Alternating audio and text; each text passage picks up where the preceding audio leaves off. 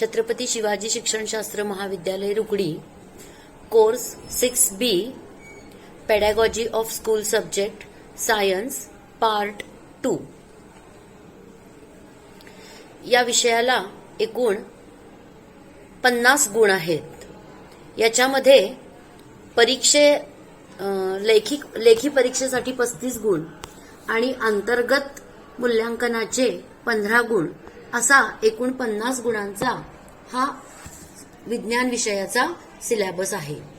याच्यामध्ये आपण सुरुवातीला unit number 5 resource materials for teaching and learning science, शास्त्र अध्ययन अध्यापनाचे साधन स्रोत या घटकाविषयी जाणून घेणार आहोत. याला एकूण 10 गुणांचा भारांश दिलेला आहे आणि साधारणपणे अध्ययन अध्यापनासाठी 8 तासिका देण्यात आलेल्या आहेत. यामध्ये एकूण A, B, C आणि D मुद्द्यांचा समावेश झालेला आहे. A मुद्द्यामध्ये मॉडर्न ट्रेंड्स करिक्युलम कन्स्ट्रक्शन, अभ्यासक्रम रचनेतील आधुनिक प्रवाह. B principles of curriculum organisation, यामध्ये topical, spiral, logical, psychological correlation अर्थात अभ्यासक्रम संघटनाची तत्वे. यामध्ये घटक, रेषीय, तार्किक, मानसशास्त्रीय, समकेंद्र आणि समवाय तत्वाचा समावेश करण्यात आलेला आहे.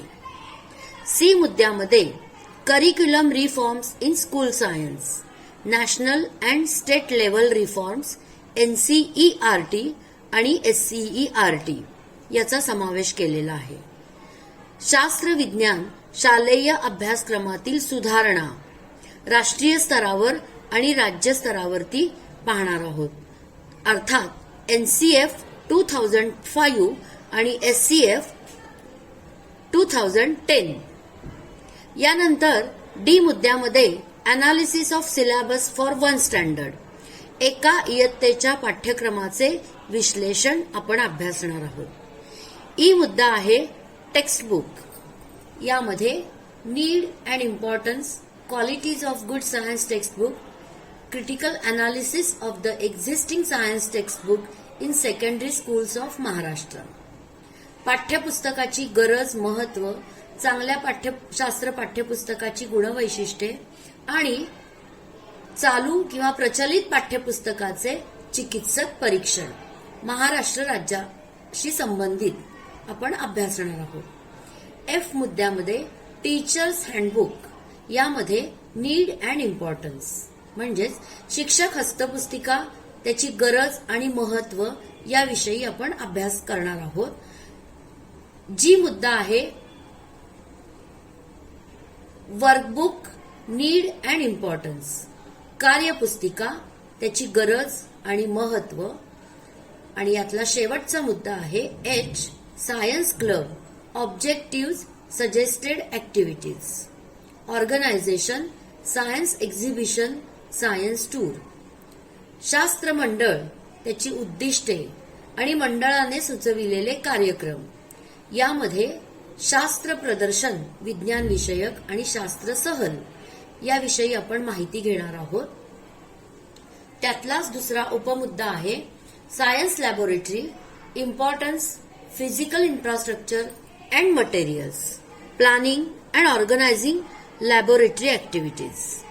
यामध्ये विज्ञान प्रयोगशाळा, विज्ञान प्रयोगशाळेचं महत्व, त्याचा भौतिक आराखडा, साहित्य नियोजन, प्रयोगशाळा कृतीचे संघटन याविषयी आपण जाणून घेणार आहोत. आता अ मुद्दा अभ्यासक्रम रचनेतील आधुनिक प्रवाह समजून घेऊया. शास्त्रामध्ये जीवशास्त्र, भौतिकशास्त्र, रसायनशास्त्र, सूक्ष्म जीवशास्त्र, पर्यावरणशास्त्र अशा अनेक शाखांचा प्रामुख्याने समावेश झाल्याचा आपल्याला दिसून येतं. या शाखातील काही प्रमुख घटक, उपघटकांचा विशिष्ट स्तरावर अभ्यास करण्यासाठी अभ्यासक्रमामध्ये याचा समावेश केला जातो.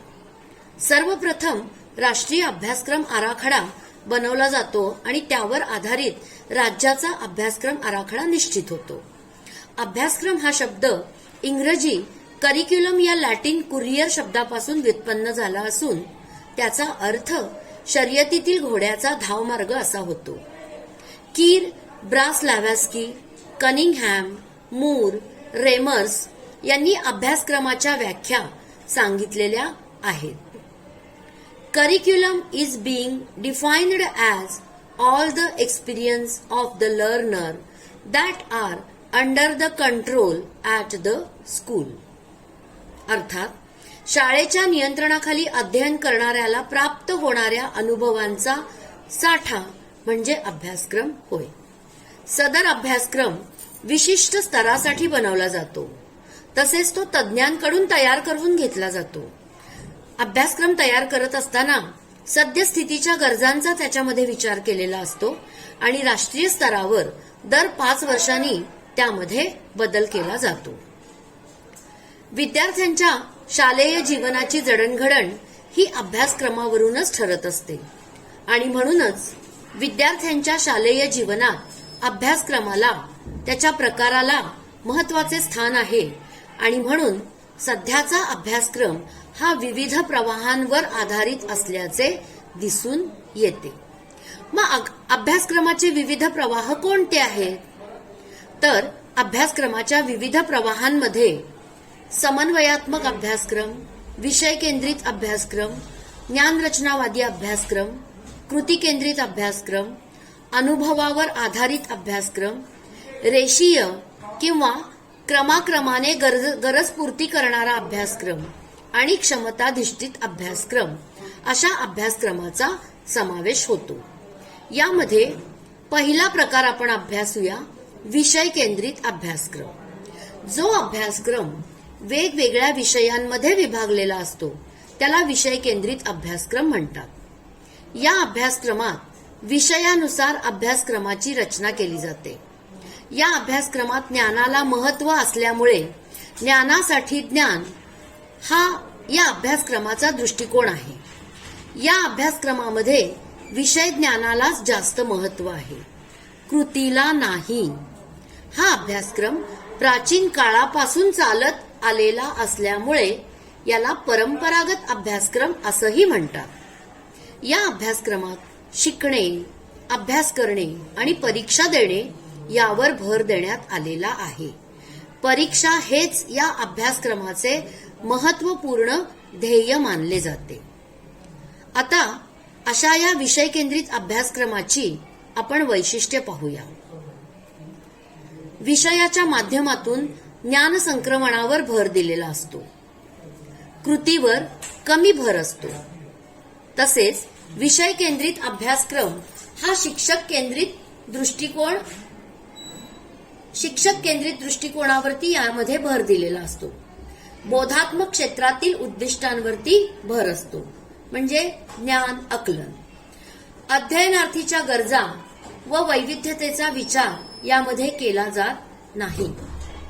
विषयाचा समवाय म्हणजे 2 विषयामध्ये जो सहसंबंध प्रस्थापित होतो तो मर्यादित असतो आणि विषय केंद्रित अभ्यासक्रमामध्ये मानसशास्त्रीय दृष्टिकोनाचा अभाव दिसून येतो. विषय केंद्रित अभ्यासक्रमामध्ये शिक्षकाची भूमिका. शिक्षक हा आपल्या विषयामध्ये पारंगत असावा लागतो. 2 विषयामध्ये सहसंबंध प्रस्थापित करण्याचा त्यानं प्रयत्न केला पाहिजे आणि हे एक आव्हान असते. विद्यार्थ्याच्या सर्वांगीण विकासासाठी शिक्षक प्रयत्न करणारा असावा आणि तसेच विषय केंद्रित अभ्यासक्रमामध्ये शिक्षकाने विद्यार्थ्यांच्या आकलन कक्षा रुंदावण्याचा प्रयत्न करणं गरजेचं आहे. विषय केंद्रित अभ्यासक्रमाचे मूल्यांकन.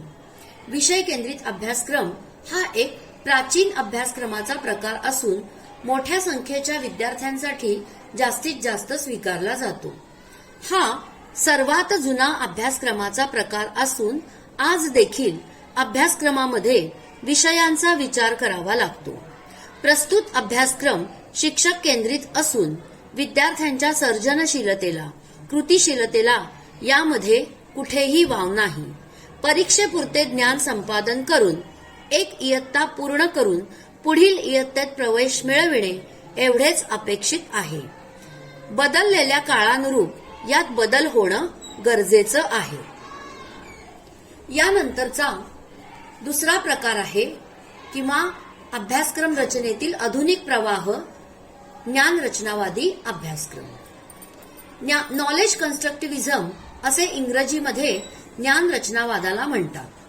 यातील कन्स्ट्रक्शन हा शब्द मूळ लॅटिन कन्स्ट्रक्ट्युअर या शब्दापासून बनलेला असून कन्स्ट्रक्ट हे क्रियापद आहे आणि याचा अर्थ ज्ञानाची रचना करण्याची प्रक्रिया किंवा ज्ञानाची मांडणी असा होतो.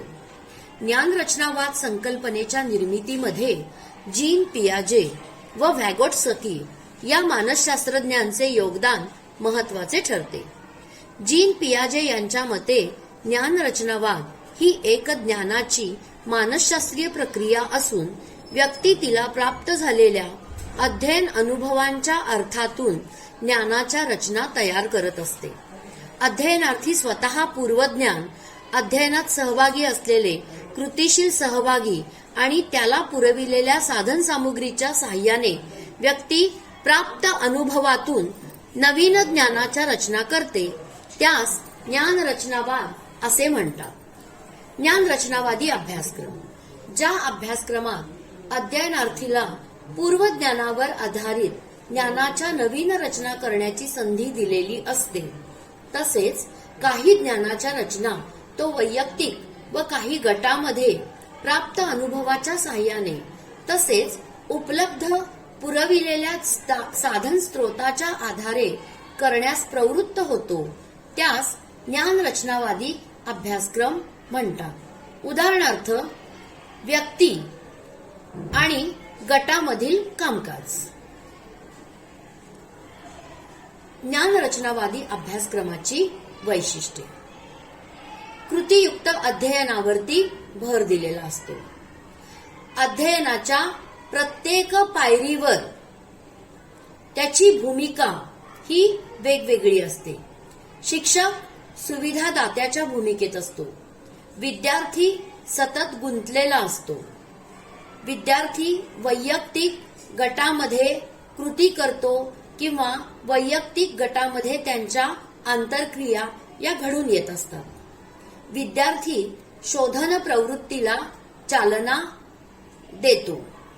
प्रायोगिक निरीक्षण, निष्कर्ष, रेखाटन क्षमतांचा विकास केला जातो. समस्या निराकरणावरती भर दिलेला असतो. विचार क्षमतांच्या विकासावरती भर दिलेला असतो. सर्जनशीलतेला वाव दिलेला आहे. यामध्ये स्वनिर्मितीचा आनंद मिळतो आणि ज्ञान रचनावादी अभ्यासक्रमामधून जे अध्ययन घडते ते अनुभवावर आधारित असते. यानंतर ज्ञान रचनावादी अभ्यासक्रमाचे 4 आधारस्तंभ. नंबर 1 माहितीसाठी शिक्षण, लर्निंग टू नो. नंबर 2 कृतीसाठी शिक्षण, लर्निंग टू डू. नंबर 3 एकत्र राहण्यासाठी शिक्षण, लर्निंग टू लिव्ह टुगेदर. आणि चौथा स्तंभ आहे कसे शिकावे, लर्निंग टू बी. ज्ञान रचनावादी अभ्यासक्रमामधील शिक्षकाची भूमिका ही सुविधादात्याची असते.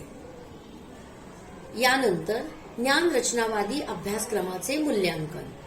ज्ञान रचनावादाचा स्वीकार हा अलीकडच्या काळात झालेला आहे. 2005च्या राष्ट्रीय अभ्यासक्रम आराखड्यामुळे अभ्यासक्रमात याचा समावेश करण्यात आलेला आहे. सध्याच्या शिक्षण प्रणालीला हे मिळालेलं एक वरदानच आहे. या अभ्यासक्रमात कृतीयुक्त अध्ययन, शोधन पद्धती, संवाद पद्धती यांचा अंतर्भाव दिसून येतो. हा अभ्यासक्रम विद्यार्थी केंद्रित आहे. ज्ञानाची निर्मिती करण्यावर या अभ्यासक्रमात भर दिला जातो. स्व अनुभवावर आधारित शिक्षण दिले जाते. चिकित्सक जिज्ञासू प्रवृत्तीच्या विकसनावर भर देणारा अभ्यासक्रम असतो. परंतु प्रत्येक शिक्षकाला अध्ययनास पूरक वातावरण निर्माण करता येईलच असं नाही. एकूणच काय, ज्ञान रचनावादी अभ्यासक्रम ही उच्च बौद्धिक कारक प्रक्रिया आहे. महाराष्ट्र शासनाने ज्ञान रचनावादी तत्वावर अभ्यासक्रमाची रचना ही केलेली आहे. या अभ्यासक्रमात विद्यार्थ्यांना स्वतःच्या ज्ञानाच्या रचना करण्याची संधी, प्रयोग करण्याच्या संधी निर्माण केलेल्या आहेत. अभ्यासक्रमात उच्चस्तरीय प्रश्नांचा समावेश करण्यात आलेला आहे. माहितीचे स्रोत यामध्ये जागोजागी निर्माण करून दिलेले आहेत. यानंतरचा तिसरा अभ्यासक्रम रचनेतील आधुनिक प्रवाह येतो तो म्हणजे कृती केंद्रित अभ्यासक्रम. या अभ्यासक्रमालाच विद्यार्थी केंद्रित अभ्यासक्रम असेही म्हणतात. या अभ्यासक्रमाच्या माध्यमातून विद्यार्थ्यांच्या 3H म्हणजे हेड, हँड आणि हार्ट चा विकास करण्याचा प्रयत्न केला जातो. विद्यार्थ्यांची जी 5 ज्ञानेंद्रिय आहेत, उदाहरणार्थ डोळा, कान, नाक, जीभ आणि त्वचा, यांना अनुभव देऊन जास्तीत जास्त ज्ञान ग्रहण केले जाते. विद्यार्थी किंवा कृती केंद्रित शिक्षण हा एक व्यापक अध्ययन कार्यक्रम असून यामध्ये अनुभव, अनुदेशन, दृष्टिकोन आणि शैक्षणिक आधार प्रणाली तसेच विद्यार्थ्यांच्या शैक्षणिक गरजा, आवड निवड, तीव्र इच्छा व त्यांची वैयक्तिक किंवा सामूहिक सांस्कृतिक पार्श्वभूमीचा देखील यामध्ये समावेश होतो.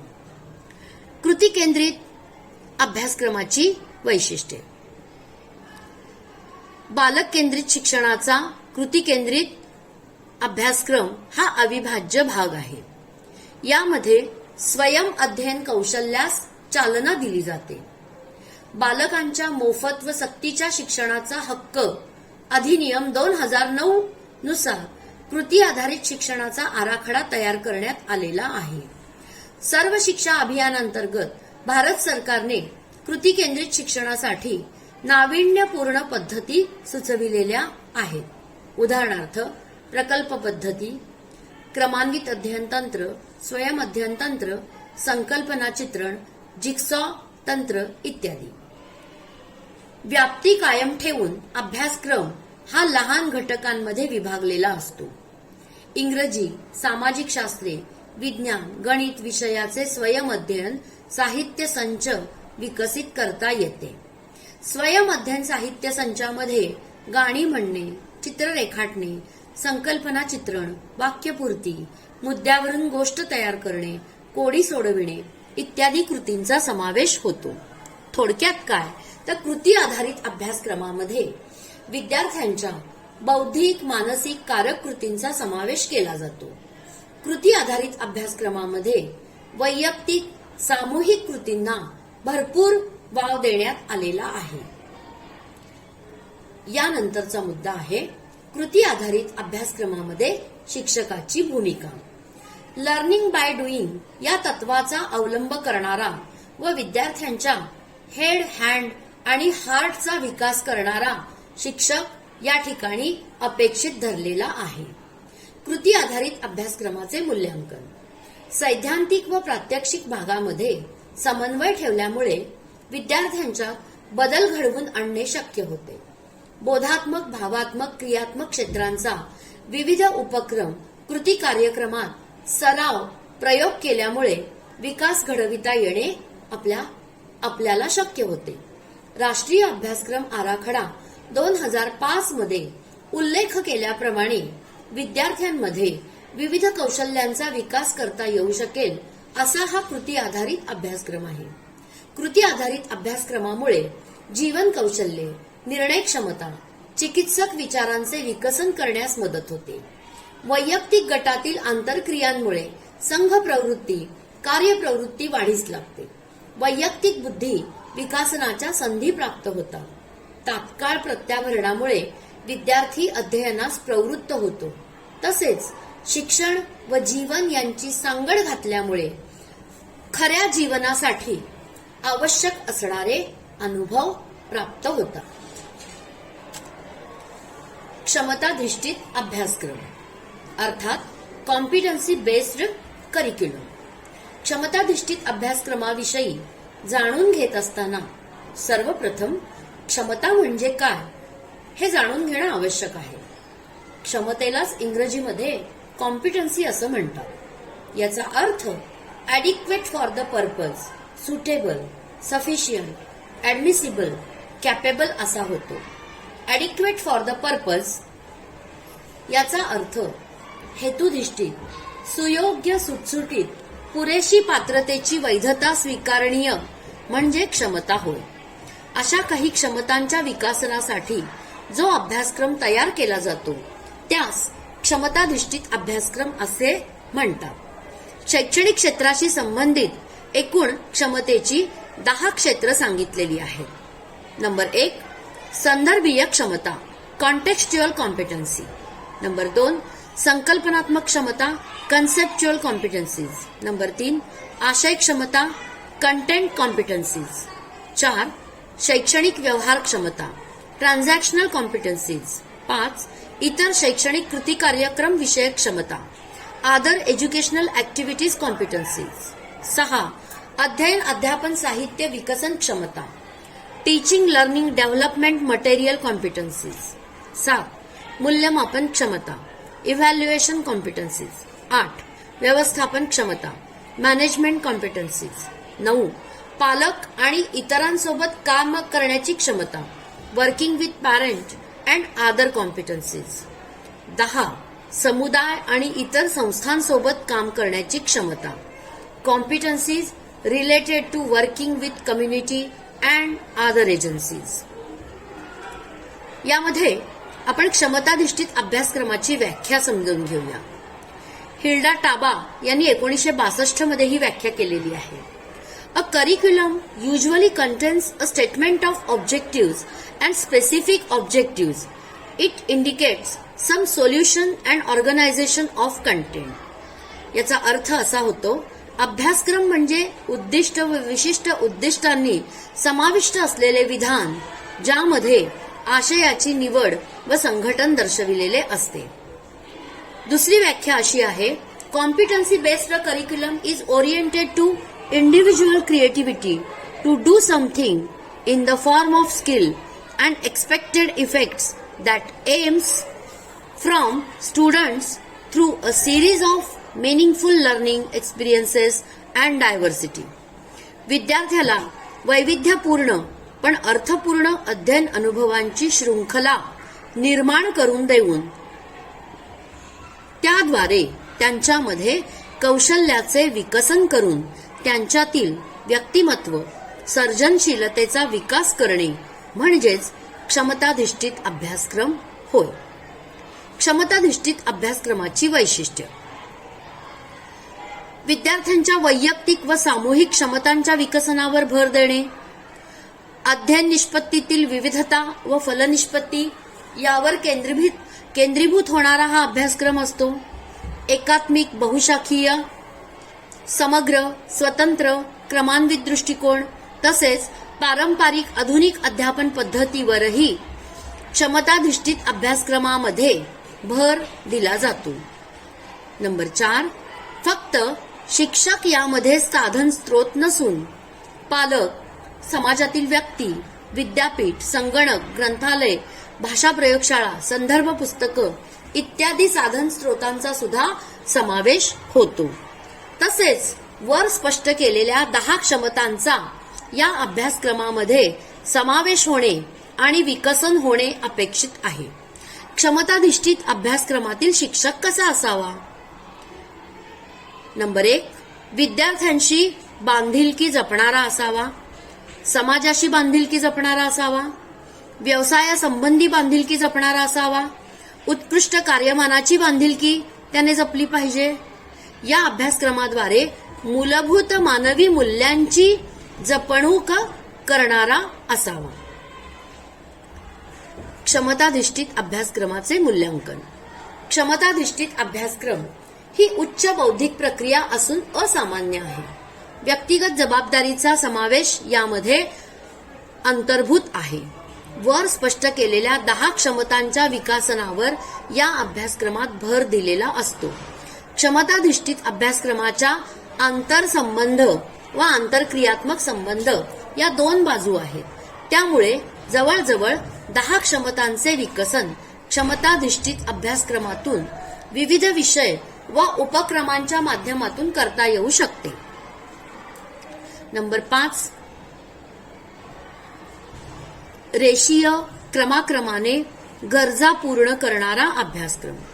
प्रस्तुत अभ्यासक्रम हा एका सरळ रेषेत जाणारा असतो. तसेच या अभ्यासक्रमाची रचना पायऱ्या पायऱ्यांच्या तत्वावर आधारित असते. हा अभ्यासक्रम कधी कमी अधिक प्रमाणात क्रमाक्रमाने जाणारा असतो. सुरुवातीपासून शेवटपर्यंत सरळ रेषेत जाणारा असतो.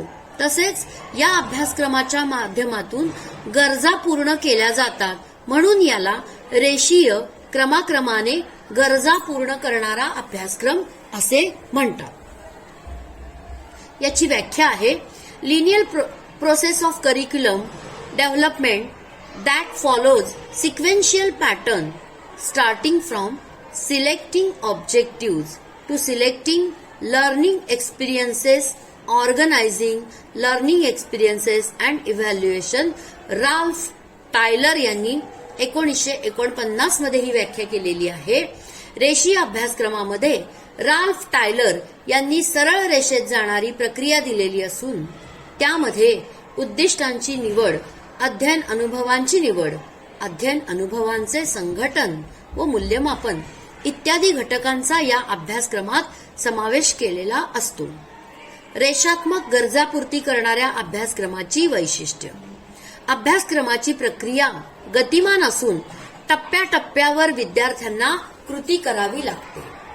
संबंधित कृती पूर्ण केल्यावर कृती पूर्ण व बरोबर केल्याशिवाय त्यांना पुढे जाता येत नाही. अभ्यासक्रमाची लहान लहान घटकात विभागणी केलेली असते. घटकाची विभागणी माहिती चौकटीमध्ये रूपांतरित केलेली असते. माहिती चौकटीतील माहितीचा अभ्यास केल्यावर त्या माहिती चौकटीवर आधारित मुलांना प्रश्न विचारले जातात. ते प्रश्न सोडवल्यानंतरच त्यांना पुढील माहिती चौकट अभ्यासण्यासाठी मिळते. यामध्ये स्वगतीनं अध्ययन करण्याची सोय केलेली असते आणि तसेच माहिती चौकटीवर आधारित प्रश्न सोडवल्यानंतर तिथेच त्यांना उत्तराचा त्वरित पडताळा देखील घेता येतो. शिक्षकाची भूमिका.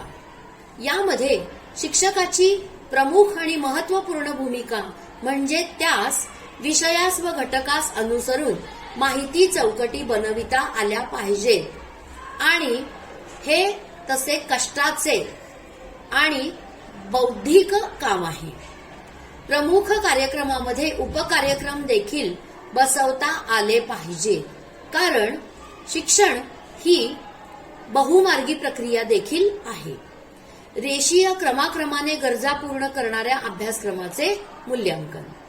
रेषीय अभ्यासक्रमाच्या विकसनामध्ये B.F. Skinner, Ralph Taylor, Hilda Taba यांनी विशेष प्रयत्न केलेले आहेत. यांनी तयार केलेली रेषीय अभ्यासक्रमासाठीचे प्रतिमान हे विशेष उल्लेखनीय आहे, कारण यामध्ये क्रमाक्रमाने अभ्यास केला जातो. तसेच 2005 व 2010च्या अभ्यासक्रमात अभ्यासक्रम निर्देशक तत्वानुसार अभ्यासक्रमाचे ओझे वाटणार नाही. तसेच एका वेळी एकाच अध्ययन घटकाचे सादरीकरण केल्यामुळे किलर यांनी सांगितलेली स्वयं अध्ययन तंत्र, क्रमान्वित अध्ययन तंत्र व प्रभुत्व अध्ययन तंत्राचा या अभ्यासक्रम विकसनामध्ये प्रभावीपणे उपयोग केलेला असल्याचं दिसून येतं. तसेच रेषीय अभ्यासक्रम हा गरजा पूर्ण करणारा अभ्यासक्रम आहे. यामधून विद्यार्थ्यांच्या सर्वसामान्य गरजा पूर्ण केल्या जातात, समाजाच्या गरजा पूर्ण केल्या जातात, विशिष्ट समुदायाच्या गरजा पूर्ण केल्या जातात, विषया संदर्भातील गरजा पूर्ण केल्या जातात. यानंतरचा प्रकार आहे अनुभवावर आधारित अभ्यासक्रम, एक्सपिरियन्शियल बेस्ड करिक्युलम. अनुभव हे ज्ञानेंद्रियांना दिले जातात आणि ही एकूण 5 ज्ञानेंद्रिय आहेत. एकूण अनुभव ग्रहण करणारी 5 ज्ञानेंद्रिय, उदाहरणार्थ डोळा, नाक, कान, जीभ, त्वचा, या ज्ञानेंद्रियाद्वारे समान प्रमाणात ज्ञान ग्रहण केलं जात नाही. हे आपल्याला पुढील आकृतीवरून सहज लक्षात येईल. एडगर डेल या अमेरिकन शिक्षण तज्ज्ञांनी अनुभवाचा शंकू सांगितलेला आहे आणि टोकाकडे अनुभवाची व्याप्ती आणि शंकूच्या वरच्या बाजूला अनुभवाची व्याप्ती या कोन ऑफ एक्सपिरियन्स मध्ये त्यांनी स्पष्ट करण्याचा प्रयत्न केलेला आहे.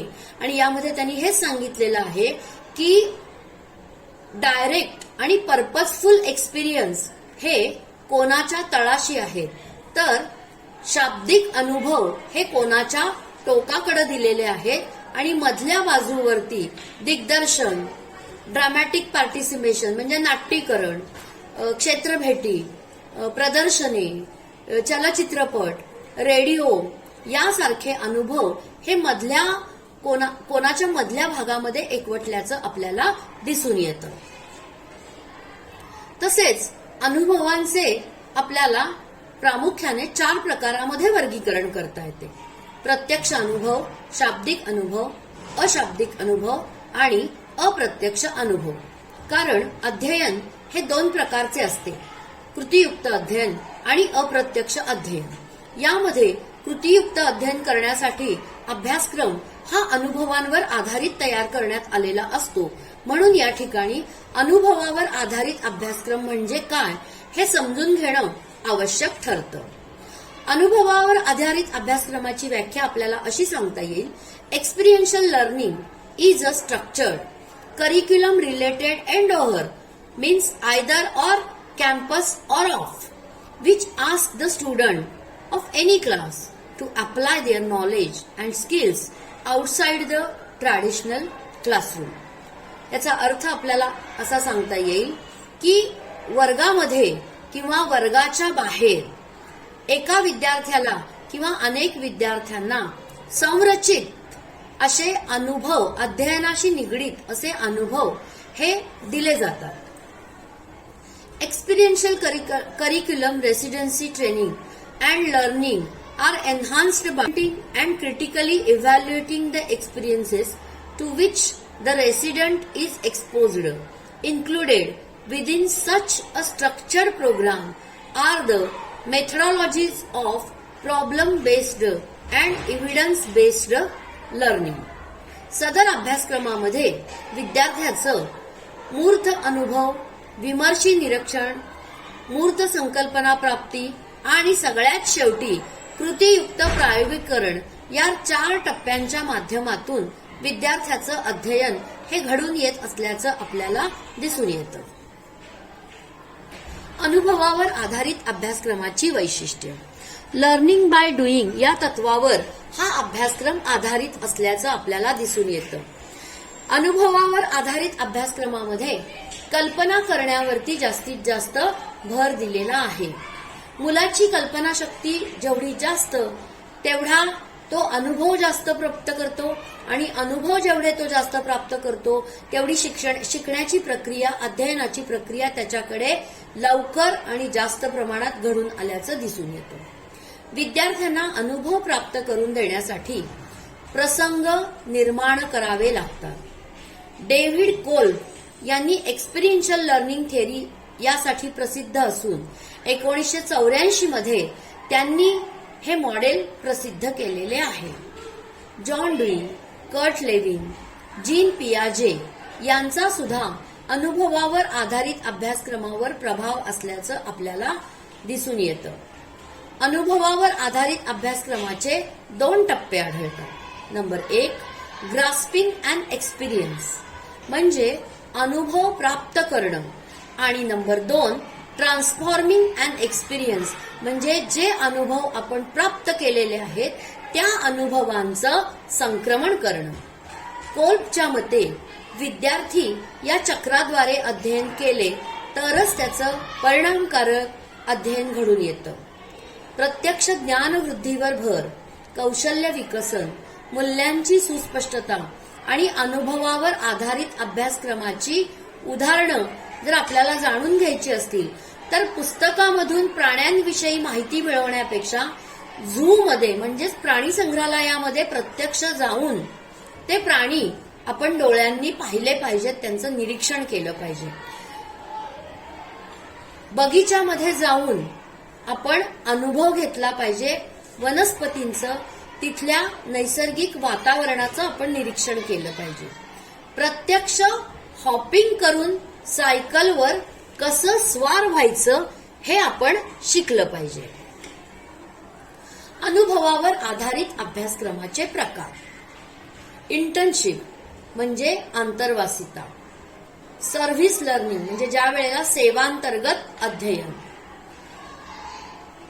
अंडर ग्रॅज्युएट रिसर्च, काही पदवी अंतर्गत संशोधनं करावी लागतात, ती सुद्धा अनुभवावर आधारित अभ्यासक्रमाचाच प्रकार आहे.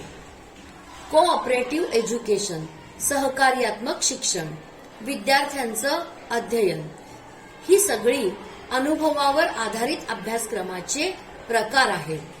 आता यातला शेवटचा मुद्दा, अनुभवावर आधारित अभ्यासक्रमाचे मूल्यांकन. ज्या अभ्यासक्रमाद्वारे प्रशिक्षण देण्याचं काम केलं जातं, शक्यतो अनुभवावर आधारित तो अभ्यासक्रम असतो. यामध्ये 50% प्रात्यक्षिक भागांचा समावेश असतो. याद्वारे मूर्त संकल्पनांचा विकास केला जातो. यासाठी समृद्ध प्रत्यक्ष अनुभव दिले जातात. कृतीयुक्त सहकार्यात्मक शिक्षणावर भर दिलेला असतो. या अभ्यासक्रमाची उदाहरणं यापूर्वी आपल्याला स्पष्ट करून सांगितलेलीच आहे. ज्यावेळी आपण अभ्यासक्रम रचनेच्या तत्वांचा विचार करतो, त्यावेळेला आपल्याला पूर्वतयारीचे तत्व, त्याच्यानंतर बालक केंद्रित तत्व, अभ्यासक्रम हा समतोल साधणारा असावा, तसाच तो समाज केंद्रित असावा, विद्यार्थ्यांच्या सर्जनशीलतेला वाव देणारा असावा, लवचिक असावा, कृतिशीलतेला वाव देणारा असावा, वैविध्यता जपणारा असावा, तो उपयुक्त असावा, संस्कृती संरक्षण आणि संवर्धन करणारा असावा, विषयाची जी उद्दिष्ट आहेत ती उद्दिष्ट साध्य करणारा असावा, अभ्यासक्रमाची रचना करताना क्रमबद्धतीचं तत्व जे आहे ते जोपासणारा असावा, परिवर्तनशील असावा, त्याचप्रमाणे स्वयंशिक्षणास प्रेरित करणारा असावा आणि सगळ्यात महत्वाचं ज्ञान रचनावादी असावा. यानंतरचा पुढचा मुद्दा आहे शालेय स्तरावर विज्ञानामध्ये अभ्यासक्रमामध्ये करण्यात आलेल्या सुधारणा. याचा विचार करत असताना राष्ट्रीय अभ्यासक्रम आराखडा 2005 यांनी अभ्यासक्रमामध्ये काय सुधारणा सुचविलेल्या आहेत त्या या ठिकाणी आपण जाणून घेणार आहोत. आपल्याला माहिती आहे, प्रचलित शिक्षण हे त्याच्या मूलभूत उद्दिष्ट व गुणवत्तेपासून दूर जात असल्यामुळं अध्ययन प्रक्रिया ही विद्यार्थी व त्यांच्या पालकांच्या दृष्टीनं एक ओझं आणि ताणतणावाचं स्थान बनलेलं आहे. आणि ही दशा जर आपल्याला सुधारायची असेल तर एनसीईआरटीच्या कार्यकारी समितीनं 1992च्या राष्ट्रीय अभ्यासक्रम आराखड्यात बदल सुचविला आणि तो आता राष्ट्रीय अभ्यासक्रम आराखडा 2005 म्हणून ओळखला जाऊ लागलेला आहे. आणि सदर आराखडा हे राष्ट्रीय शैक्षणिक धोरणाने 1986ला सूचित केलेल्या शिक्षण विचारांचं एक उत्क्रांत रूपच आहे. या अभ्यासक्रम विकसनाची मार्गदर्शक तत्व आपण जाणून घेऊया. राष्ट्रीय अभ्यासक्रम आराखडा 2005 या आराखड्यानं अभ्यासक्रम विकसनाची एकूण 5 तत्व सुचवलेली आहेत. नंबर 1, शालाबाह्य जीवनाशी ज्ञानाचा सहसंबंध जोडणे. नंबर 2, घोकंपट्टीपेक्षा अध्ययन भिन्न आहे याची जाणीव विद्यार्थ्यांना करून देणे. नंबर 3, पाठ्यपुस्तकापलीकडील जग वाचायचे असते अशी जाणीव करण्याच्या दृष्टीने अभ्यासक्रम समृद्ध करणे. नंबर 4, मूल्यमापन पद्धती लवचिक करून तिचा विद्यार्थ्यांच्या वर्ग जीवनाशी मिलाफ घडविणे. नंबर 5, देशाच्या लोकशाही प्रधान वातावरणाशी अभ्यासक्रमाची नाळ जोडून तशा वातावरण निर्मितीसाठी प्रयत्न करणे. आणि अपेक्षित परिणामांसाठी कोणती साधने उपलब्ध आहेत यासाठी सद्यस्थितीचे काळजीपूर्वक निरीक्षण करणे. यानंतर आपण बघूया शालेय स्तरावर या आराखड्यामध्ये अभ्यासक्रमाची कोणती कोणती क्षेत्र सुचविलेली आहेत. व्यवसाय, शेती, आरोग्य यासाठी दिले जाणारे हे विविध अध्यापन विषयांद्वारे दिले जावे. विद्यार्थ्यांमध्ये सर्जनशीलता विकसित करण्याबरोबरच वरील विषय हे त्याचा व्यक्तिगत, आर्थिक व सामाजिक विकास साधत असतात. त्यामुळे भाषा, गणित, विज्ञान व सामाजिक शास्त्रे यांच्यामध्ये माध्यमिक व उच्च माध्यमिक स्तरावर अभ्यासक्रमातला बदल हा त्यांना खालीलप्रमाणे अपेक्षित आहे. त्यामध्ये आपण पहिल्यांदा गणित शिक्षणाविषयी जाणून घेऊया. गणित शिकताना विद्यार्थ्यांना भीतीऐवजी आनंद वाटेल अशा कृती त्यांना आपण करून दिल्या पाहिजेत. सूत्र व गणिताच्या यांत्रिक पद्धतींपेक्षा गणिताचं महत्व त्यांना शिकवलं पाहिजे. बोलणे, संप्रेषण, चर्चा, एकत्र काम करणे यासाठी गणित आहे आणि त्याचा अनुभव आपण त्यांना त्यातून दिला पाहिजे. म्हणजे याचा अर्थ असा आहे की ज्या वेळेला ते गणित विषय शिकत असतात त्यावेळेला शिक्षकानं पिन ड्रॉप सायलेन्स वर्गामध्ये याची अपेक्षा बाळगता कामा नये.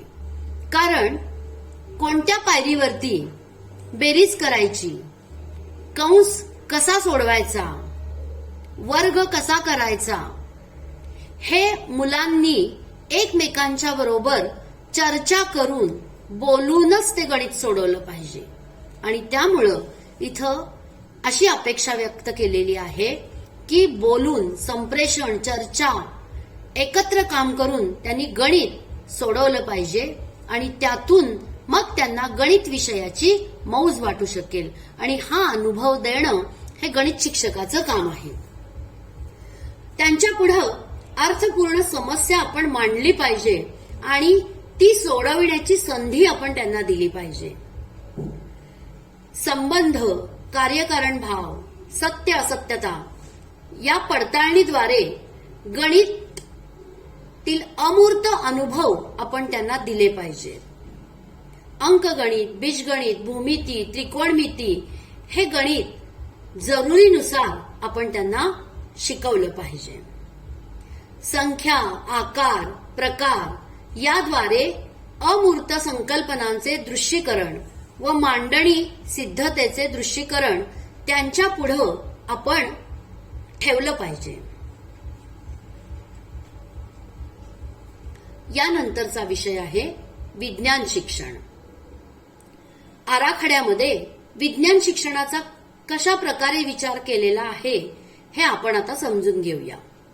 चांगले विज्ञान शिक्षण हे विद्यार्थी, विज्ञान व जीवन यांच्याशी सत्यनिष्ठ असते आणि पुढील निकषांच्या आधारे विज्ञान अभ्यासक्रमाची वैधता पडताळता येते.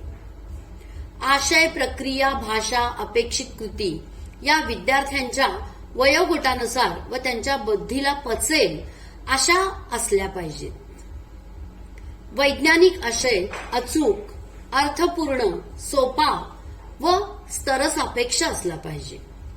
विद्यार्थ्यांना विज्ञान कसे शिकायचे ते शिकू द्या. सामाजिक घटक हे विज्ञान विकसनास कसे कारणीभूत ठरले याचे भान आपण त्यांना दिले पाहिजे. म्हणजे त्याच्यातून ऐतिहासिक वैधता त्यांना प्राप्त होईल. विद्यार्थ्यांनी अनुभवलेल्या पर्यावरणाच्या संदर्भात विज्ञान शिकवलं गेलं पाहिजे.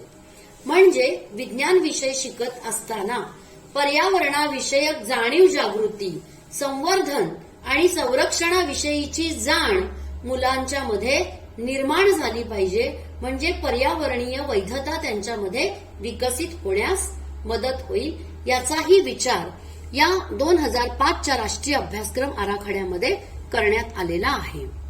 प्रामाणिकपणा, वस्तुनिष्ठता, सहकार्य, भय, पूर्वग्रह मुक्तता, जीवननिष्ठा, पर्यावरण संरक्षण या जीवन मूल्यांची पडताळणी झाली पाहिजे. माध्यमिक स्तरावर विज्ञान ही संयुक्त ज्ञानशाखा आहे हे विविध कृतींच्या माध्यमातून आपण समजू दिलं पाहिजे. शालेय वातावरणाचा विचार करत असताना मुलांचे हक्क, समावेशनाचं धोरण आणि सहभागी व्यवस्थापनाचा आपल्याला विचार करावा लागतो. यानंतर प्रणाली विषयक सुधारणा, सिस्टमॅटिक रिफॉर्म्स. नियोजनाला अपेक्षित असलेला बदल हा लगेचच होतो असं नाही. त्यासाठी शिक्षण प्रणालीच्या भिन्न बाबींमध्ये आमूलाग्र बदल करावा लागतो. त्याप्रमाणे 2005च्या राष्ट्रीय अभ्यासक्रम आराखड्याने अभ्यासक्रम नियोजित करताना प्रशासन, शिक्षण प्रशिक्षण, शिक्षण प्रक्रिया, मूल्यमापन पद्धती, विद्यार्थी समस्या इत्यादी बाबींचा सविस्तरपणे विचार केलेला आहे. प्रशासकीय सुधारणेमध्ये सर्व मुलांनी शाळेत प्रवेश घेऊन ती 10वी पर्यंत शिकावीत यासाठी शाळेने पुढाकार घ्यावा. शाळा बालकेंद्री व्हाव्यात. शिक्षकांवर विश्वास दाखवून त्यांना स्वायत्तता द्यावी. व्यावसायिक उन्नतीची संधी द्यावी. उच्च प्राथमिक, माध्यमिक, उच्च माध्यमिक शाळांमध्ये वाढवावी. प्रशासकीय मार्गदर्शक तत्वे निश्चित करून स्थानिक प्रशासनाला आर्थिक अनुदान मिळेल असे या ठिकाणी पाहिले पाहिजे आणि शिक्षणाला व्यावसायिक दृष्टिकोन प्राप्त करून दिला पाहिजे. यानंतर शिक्षण प्रक्रिया विषयक सुधारणा. शिक्षण हे अध्ययन व अध्यापन या परस्परावलंबी प्रक्रियांनी बनलेले असल्याने दोन्हींमध्ये पद्धती विषयक सुधारणा अपेक्षित आहे. विद्यार्थी स्वतः ज्ञानरचना करू शकतात. या जाणीवेने शिक्षकाने त्यांना जरूर ते मार्गदर्शन केलं पाहिजे. त्यांच्या विचारांना योग्य वळण लावलं पाहिजे आणि हे केवळ प्रयोग, निरीक्षण, भूमिका पालन, संवाद, संग्रह अशा भिन्न अनुभवांची योजना करून त्यांना अनुभवजन्य शिक्षणाच्या माध्यमातूनच हे होणं शक्य आहे. अंदाज करणे, चर्चा करणे, विमर्शी चिंतन, प्रतिसाद देणे अशा मानसिक कृतींना प्रोत्साहन देत वयोगटानुसार विद्यार्थ्यांमध्ये जशी समान वैशिष्ट्ये असतात तसेच व्यक्तिगत भेदानुसार त्यांच्या गरजा देखील भिन्न असतात आणि शिक्षकाने हे विचारात घेऊन त्यांना दिल्या जाणाऱ्या अध्ययन अनुभवात वैविध्यता आणली पाहिजे. यासाठी आपण स्वयं अध्ययन केलं पाहिजे.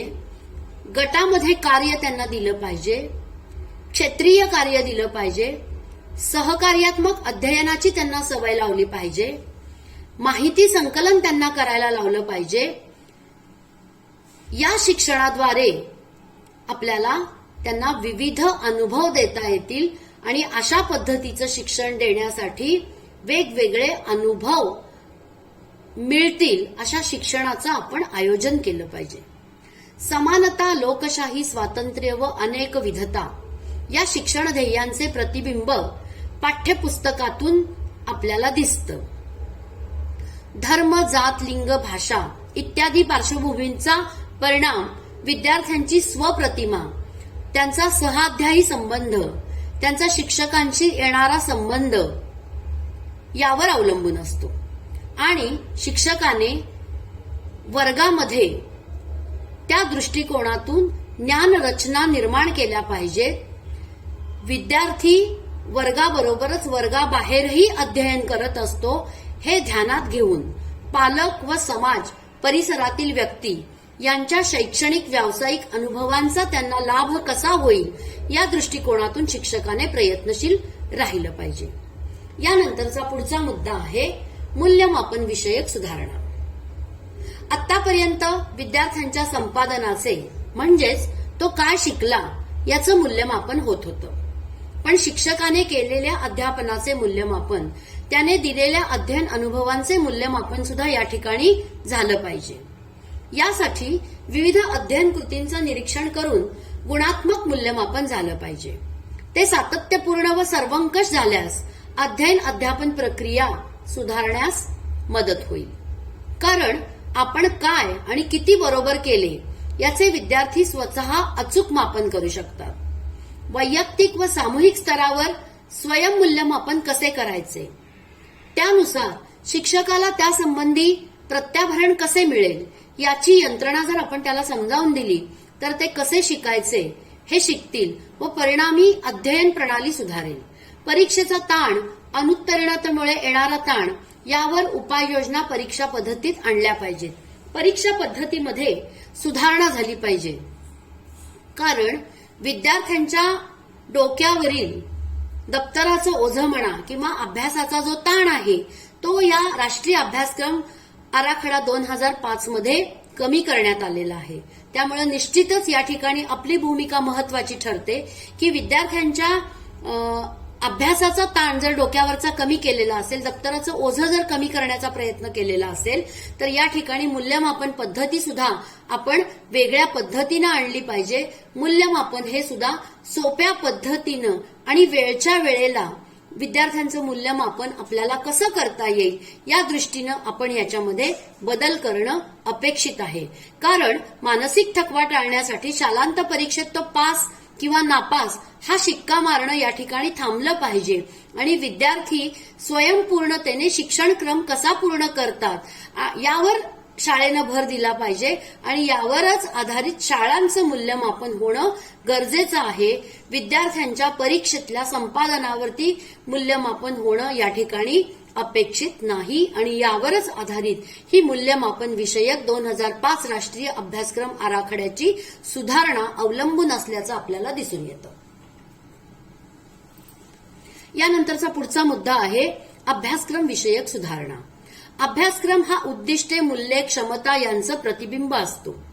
सदर आराखड्याने समता, स्वातंत्र्य, मानसिक कृतींची स्वायत्तता, सर्वांप्रती आदर, बहुसांस्कृतिकता, आस्था, सामाजिक, आर्थिक, राजकीय न्याय, मूल्ये अपेक्षलेली आहेत.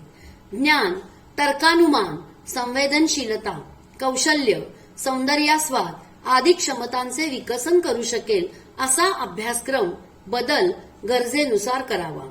आरोग्य शिक्षण हे माध्यमिक स्तरावर अनिवार्य व उच्च माध्यमिक स्तरावर वैकल्पिक असावे. हे लक्षात घेऊनच अभ्यासक्रमाची उद्दिष्ट व आशय हा सूचित केलेला असावा. त्यानुसार पाठ्यपुस्तकं तयार करावीत. त्यामध्ये धर्म, लिंग, जात, क्षमता यापैकी कसल्याही भेदाला उत्तेजन मिळणारा आशय यामध्ये येणार नाही याची आपण दक्षता घ्यावी. यानंतरचा पुढचा मुद्दा येतो अध्यापक शिक्षण विषयक सुधारणा. जसे अध्यापक शिक्षण असते तसे शालेय शिक्षण असावे. पूर्वी अध्यापक शिक्षण हे शिक्षक केंद्रित होते. सदर आराखड्याने ते विद्यार्थी केंद्रित अपेक्षिलेले आहे. त्यातील अध्ययन अध्यापन प्रक्रिया ही लवचिक असून त्यात विद्यार्थ्यांची स्वायत्तता व सहभाग मान्य केलेला आहे.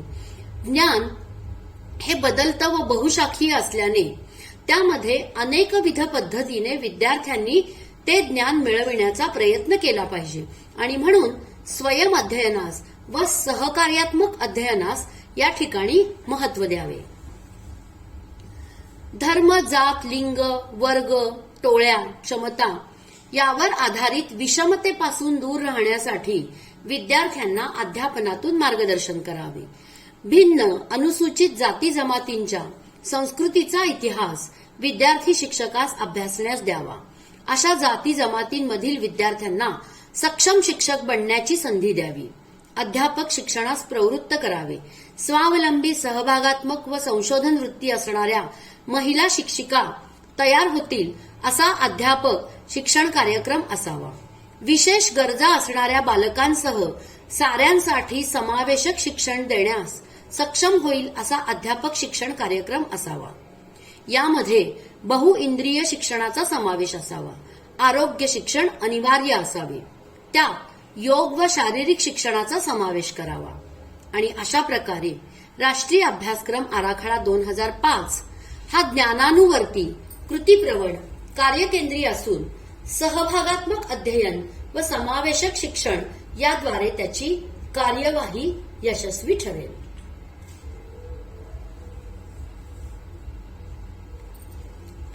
यानंतरचा पुढचा मुद्दा येतो राज्यस्तरीय अभ्यासक्रम आराखडा 2010 शिक्षणाची ध्येय.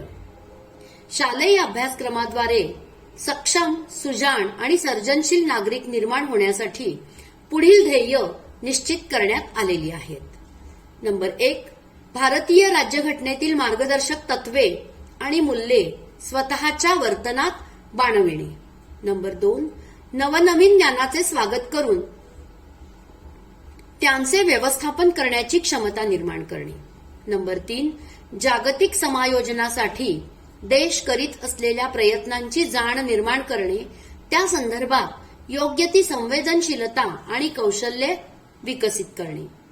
नंबर 4, आपल्या राष्ट्राच्या समृद्ध सांस्कृतिक आणि सामाजिक वारशाचा अभिमान विकसित करणे, तो करत असताना नव्या युगातील वास्तव समजून घेण्याची क्षमता आणि कौशल्य निर्माण करणे.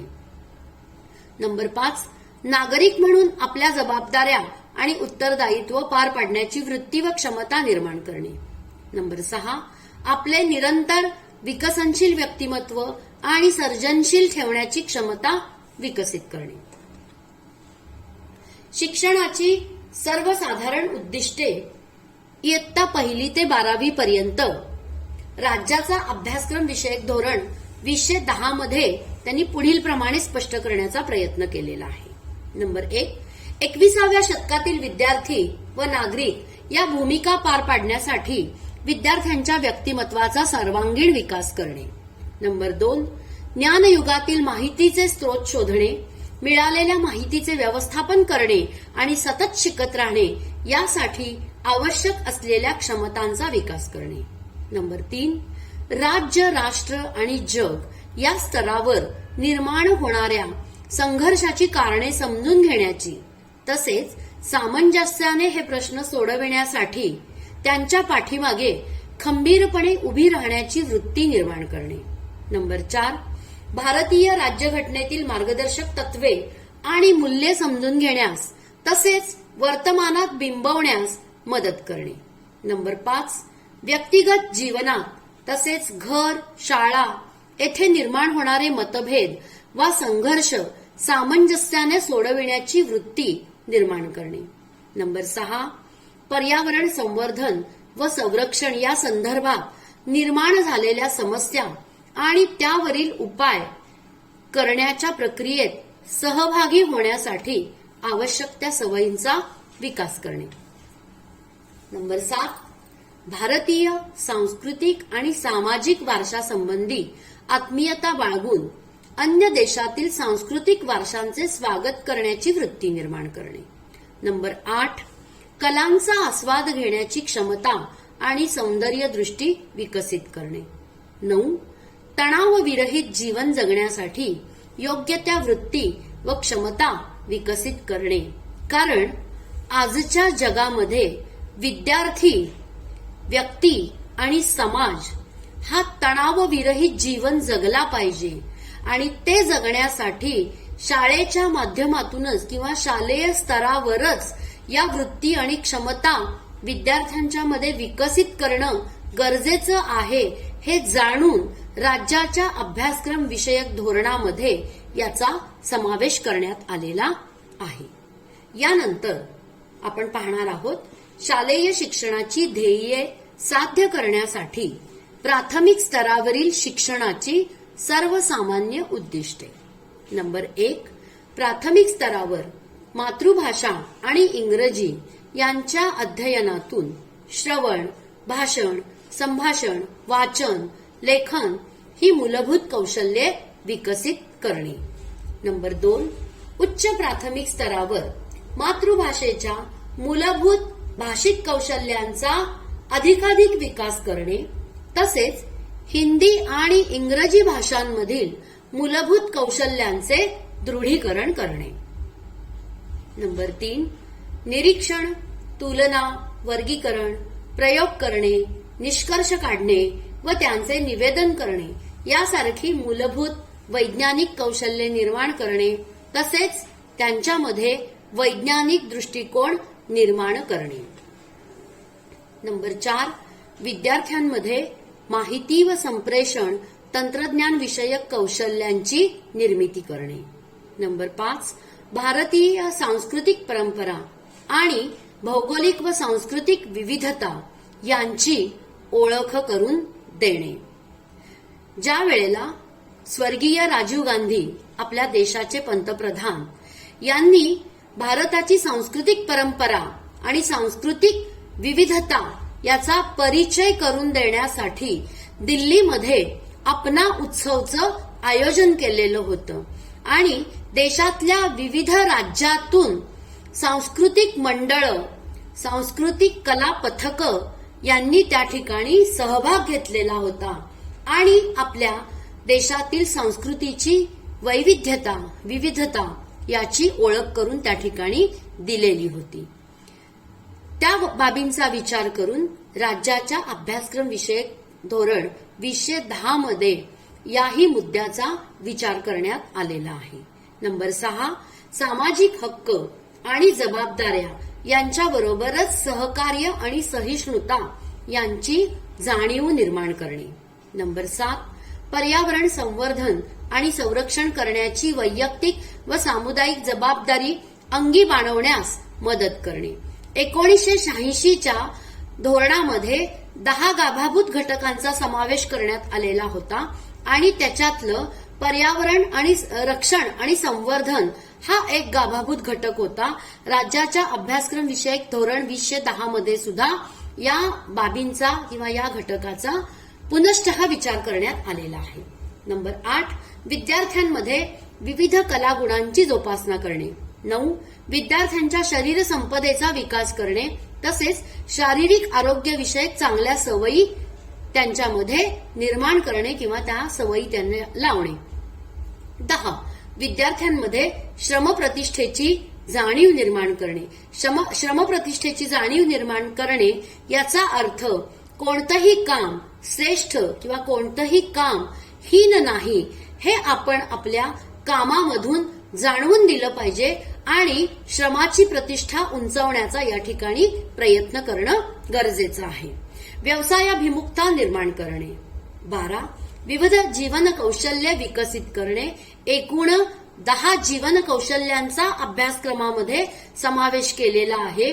ती 10 जीवन कौशल्य तुम्ही जुन्या अभ्यासक्रमाच्या पाठ्यपुस्तकामधून समजून घेऊ शकता. नंबर 13, प्रादेशिकता, अंधश्रद्धा, लोकसंख्या वाढ, प्रदूषण, दहशतवाद, भ्रष्टाचार इत्यादी समस्यांची जाणीव करून देणे. यानंतरचा पुढचा मुद्दा येतो माध्यमिक व उच्च माध्यमिक शिक्षणाची सर्वसामान्य उद्दिष्टे. नंबर 1, निरीक्षण करणे, साधर्म्य शोधणे, उपपत्ती मांडणे, अनुमानाद्वारे सिद्धांताची सत्य असत्यता पडताळणे इत्यादी क्षमता विकसित करणे. नंबर 2, माहिती व संप्रेषण तंत्रज्ञान विषयक कौशल्य विकसित करणे. नंबर 3, स्वयंरोजगार मिळवण्यासाठी आवश्यक जीवन कौशल्य विकसित करणे. 4, पर्यावरण संवर्धन व संरक्षणाबाबत कृतिशील करणे. 5, विद्यार्थ्यांना स्वातंत्र्य, न्याय, समता, बंधुता तसेच बहुविधतेचा आदर करण्यास प्रवृत्त करणे. नंबर 6, विद्यार्थ्यांमध्ये नैतिक व मानसिक ऊर्जेचे संवर्धन होऊन स्वतंत्र विचार करण्याची व सामाजिक मूल्यांना धोका पोहोचवणाऱ्या शक्तींना सामोरे जाण्याची क्षमता विकसित करणे. नंबर 7, भूतकाळाच्या जाणीवेतून वर्तमान काळाचे भान निर्माण करणे. त्याद्वारे भविष्य काळाचा वेध घेण्याची क्षमता विद्यार्थ्यांच्या मध्ये निर्माण करणे. नंबर 8, राष्ट्रासमोरील सामाजिक व आर्थिक आव्हानांची ओळख करून देणे. 9, भारतीय संस्कृतीच्या बलस्थानांची ओळख करून देणे. 10, जागतिकीकरण, स्थानिकीकरण, खाजगीकरण आणि आधुनिकीकरण यांचा मेळ घालून परस्परावलंबनाची जाणीव निर्माण करून देणे. 11, सार्वजनिक मालमत्ता व सांस्कृतिक वारसा रक्षणाची जाणीव निर्माण करणे. 12, समाजातील दुर्बल घटकांच्या आणि महिलांच्या सबलीकरणाच्या आवश्यकतेची जाणीव निर्माण करणे. 13, विविधतेतून एकता, सर्वधर्म समभाव, सामाजिक सुसंवाद आणि समता इत्यादी मूल्ये अंगी बाणविण्यास मदत करणे. 14, नैसर्गिक साधन संपत्तीचा विकास करून ती सामंजस्याने सामायिकरित्या वापरण्याबाबत जाणीव जागृती निर्माण करणे. यानंतरचा याच घटकामधला आपला ड मुद्दा आहे एका इयत्तेच्या पाठ्यक्रमाचे विश्लेषण. Analysis of syllabus for 1 standard. एका इयत्तेच्या पाठ्यक्रमाचे विश्लेषण करत असताना सुरुवातीला आपल्याला पाठ्यक्रम म्हणजे काय, पाठ्यक्रम विश्लेषण म्हणजे काय याच्या तांत्रिक व्याख्या समजून घेतल्या पाहिजेत. त्यामुळे सुरुवातीला आपण पाठ्यक्रम म्हणजे काय हे समजून घेऊया. An outline of the course of study to be completed in a fixed time is known as syllabus. याचा अर्थ विशिष्ट कालावधीत पूर्ण करण्यासाठी विषयाचा जो आराखडा असतो त्याला पाठ्यक्रम असं म्हणतात. यानंतर पाठ्यक्रम विश्लेषण म्हणजे काय हे आपण समजून घेऊया. कोणत्याही भागाची सखोल माहिती मिळविण्यासाठी आपण त्याचं सखोल विश्लेषण करतो. त्यातील मुद्दे, उपमुद्दे, घटक, उपघटक आपणास कळतात आणि वेगवेगळ्या बाजूंनी माहिती मिळवण्यासाठी त्याचं छोट्या छोट्या मुद्द्यांमध्ये, उपमुद्द्यांमध्ये, घटकामध्ये, उपघटकामध्ये आपण विश्लेषण करतो. त्यालाच पाठ्यक्रम विश्लेषण असं म्हणतात. ज्या वेळेला या पाठ्यक्रमाचं विश्लेषण आपण करत असतो त्यावेळेला काही बाबी आपल्याला लक्षात घ्याव्या लागतात. त्यामधली पहिली बाब आहे पाठ्यक्रम विश्लेषण हे उद्दिष्टानुसार असावं. त्यानंतर नंबर 2, गाभाभूत घटकानुसार पाठ्यक्रमाचं आपल्याला विश्लेषण करता आलं पाहिजे. यामध्ये एकूण 10 गाभा घटक आहेत. त्या 10 गाभा घटकांचा विचार करून आपल्याला पाठ्यक्रमांचं विश्लेषण करता आलं पाहिजे. हे 10 गाभाभूत घटक पुढील प्रमाणे आहेत. नंबर 1, राष्ट्रीय अस्मिता जोपासण्यास आवश्यक आशय. 2, भारतीय स्वातंत्र्य चळवळीचा इतिहास. नंबर 3, राष्ट्रीय संविधानात्मक जबाबदाऱ्या. 4, भारताचा सामायिक सांस्कृतिक वारसा. 5, समानतावाद, धर्मनिरपेक्षता व लोकशाही. 6, स्त्री पुरुष समानता. 7, पर्यावरणाचे संरक्षण व संवर्धन. 8, सामाजिक अडसरांचे निर्मूलन. 9, छोट्या कुटुंबकांचा आदर्श. आणि 10, वैज्ञानिक दृष्टिकोनाचा परिपोष. या 10 गाभाभूत घटकांचा मराठी, हिंदी, इंग्रजी, सामाजिक शास्त्रांमध्ये अर्थशास्त्र, इतिहास, भूगोल आणि प्युअर सायन्समध्ये विज्ञान आणि गणितामध्ये हे 10 गाभाभूत घटक हे चपखलपणे बसणारे आहेत. फक्त आशयानुरूप, पाठ्यक्रमानुरूप आपल्याला त्यांचं विश्लेषण करता आलं पाहिजे. यानंतर तिसऱ्या मुद्द्याचा आपल्याला विचार करावा लागतो. तो मुद्दा म्हणजे अध्यापन सूत्रांचा अवलंब. यामध्ये सुगमाकडून दुर्गमाकडे, ज्ञाताकडून अज्ञाताकडे, पूर्णाकडून भागाकडे, मूर्ताकडून अमूर्ताकडे या अध्यापन सूत्रांचा विचार करून आपल्याला पाठ्यक्रम विश्लेषण करता येणं आवश्यक आहे. त्यानंतर पाठ्यक्रमाची विद्यार्थी केंद्रितता या मुद्द्याचा विचार करत असताना यामध्ये आपल्याला विद्यार्थ्याचं वय, त्याची मानसिक व शारीरिक पक्वता, अभिरुची आणि विद्यार्थ्यागणिक त्यांच्याकडे असणाऱ्या क्षमतांचा आपल्याला यामध्ये विचार करावा लागतो. यानंतरचा पुढचा मुद्दा आहे पाठ्यक्रमाची पर्याप्तता. पाठ्यक्रमात आवश्यक घटक समाविष्ट न करता अनावश्यक घटकांचं समाविष्टकरण केलेलं असतं. पाठ्यक्रम विश्लेषण वरील मुद्द्यांचा विचार करून करता येणं अपेक्षित आहे. परंतु एकाच प्रकारच्या विश्लेषणात सर्व मुद्द्यांचा विचार होईलच असं नाही. त्यामुळं पाठ्यक्रम विश्लेषण हे आपल्याला अनेक प्रकारांनी करता येतं. त्यामध्ये पहिली पद्धत आहे घटक मांडणी पद्धतीचा आपण वापर करून घटक विश्लेषण करू शकतो. यामध्ये घटक, त्या इयत्तेतील घटकातील मुद्दे आणि पाठ्यक्रमाची मांडणी यांचा विचार केलेला आहे.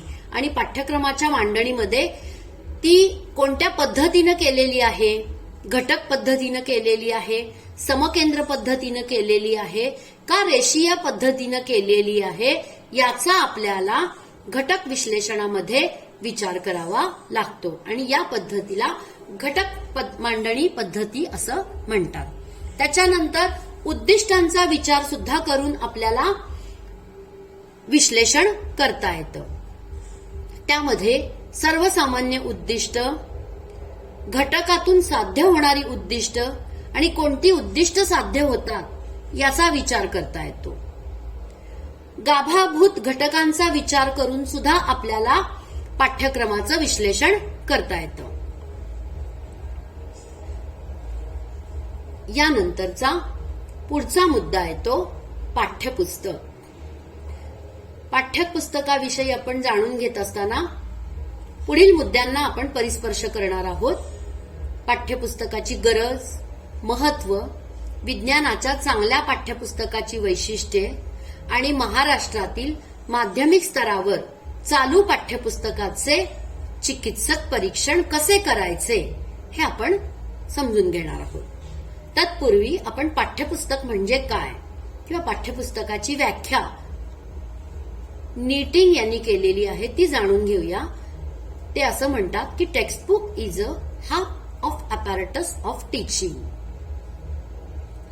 यानंतर दुसरी व्याख्या आपल्याला पाठ्यपुस्तकाची अशी सांगता येईल, ज्या पुस्तकात विद्यार्थ्यांना अध्यापनासाठी आवश्यक असणारा पाठ्यांश वाचावयास मिळतो, ज्यामध्ये विद्यार्थ्यांना स्वतःचे मूल्यमापन करण्यासाठी स्वाध्याय दिलेले असतात, अशा पुस्तकांना पाठ्यपुस्तक म्हणतात.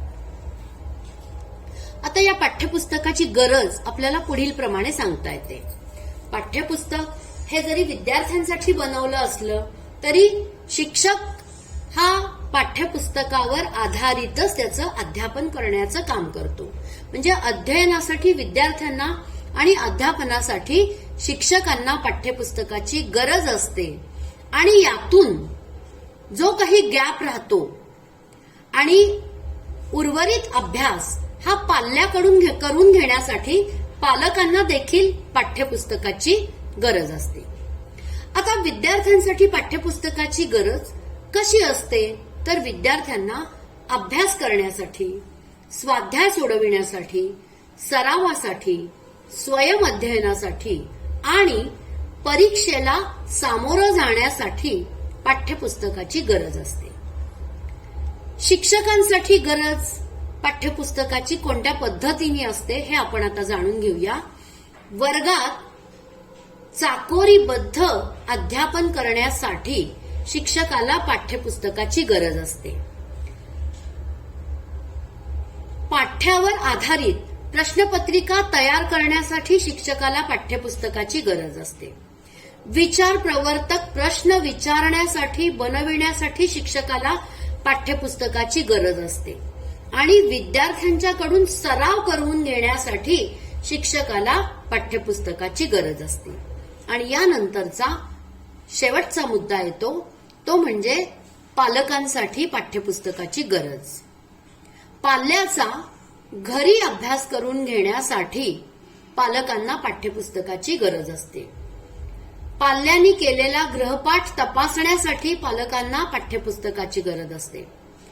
पाठ्यपुस्तकातील घटकांची आपल्या पाल्याला ओळख करून देण्यासाठी पालकांना पाठ्यपुस्तकाची गरज असते. प्रचलित पाठ्यक्रमाची जाणीव आणि ओळख होण्यासाठी पालकांना पाठ्यपुस्तकाची गरज असते. आणि तसेच आपल्या पाल्याच्या परीक्षेच्या सराव आणि तयारी करून घेण्यासाठी पालकांना पाठ्यपुस्तकाची गरज असते. यानंतर आपण चांगल्या पाठ्यपुस्तकाचे निकष हे जाणून घेणार आहोत.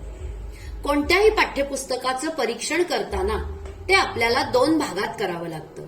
आणि ते करत असताना पाठ्यपुस्तकाचे बहिरंग आणि पाठ्यपुस्तकाचे अंतरंग असं पाठ्यपुस्तकाचं 2 भागामध्ये विभाजन केलं जातं. यामध्ये पाठ्यपुस्तकाचं बहिरंग अभ्यासत असताना आपल्याला पहिल्यांदा लेखक म्हणजेच संपादकीय मंडळ याविषयी जाणून घ्यावं लागतं. ज्या विषयाचे पाठ्यपुस्तक लिहायचे आहे त्या लिहिणाऱ्या संपादकीय मंडळाचा शिकविण्याचा भरपूर अनुभव असला पाहिजे. याचा अर्थ किमान 5 वर्षापेक्षा जास्त अध्यापनाचे कार्य या लेखकांनी केलेले असावे, कारण त्यामुळे त्यांना अध्यापन पद्धतीची माहिती झालेली असते व त्याला काही अनुभव मिळालेले असतात. त्या अनुभवांचा उपयोग ते पाठ्यपुस्तक लिहिण्यासाठी करू शकतात. पाठ्यपुस्तकाच्या बहिरंगामध्येच दुसरी बाब येते तांत्रिक बाब.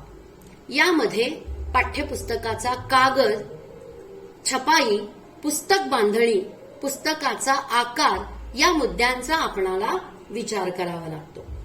पाठ्यपुस्तकाच्या कागदाचा ज्या वेळेला आपण विचार करतो त्यावेळेला कागदाची प्रत विद्यार्थ्यांच्या दृष्टिकोनातून ते पुस्तक किंवा तो पुस्तकाचं पान हाताळत असताना ते सहजासहजी फाटणार नाही अशा दृष्टिकोनातून कागदाची प्रत ही चिवट असली पाहिजे. विद्यार्थ्याकडून सहजासहजी तो कागद फाटता उपयोगी नाही. पाठ्यपुस्तकाची छपाई ही विद्यार्थ्यांचा वयोगट विचारात घेऊन केलेली असावी. प्राथमिक स्तरावरील विद्यार्थ्यांची वाचन क्षमता फारशी विकसित नसते, त्यामुळे त्यांच्यासाठी अक्षरांचा आकार हा मोठा असावा, म्हणजेच टाईप बोल्ड असावा. माध्यमिक स्तरावरील विद्यार्थ्यांसाठी अक्षराचा आकार छोटा परंतु त्यांना सहजासहजी वाचता येईल एवढा पुरेसा मोठा असावा. प्रकरणाचे नाव, मुद्द्याचे नाव मोठ्या अक्षरात लिहिलेले असावे. रंगांचा त्या ठिकाणी वापर करून ते मुद्दे लिहिलेले असावेत. यानंतर आपण पुस्तक बांधणीकडे वळूया.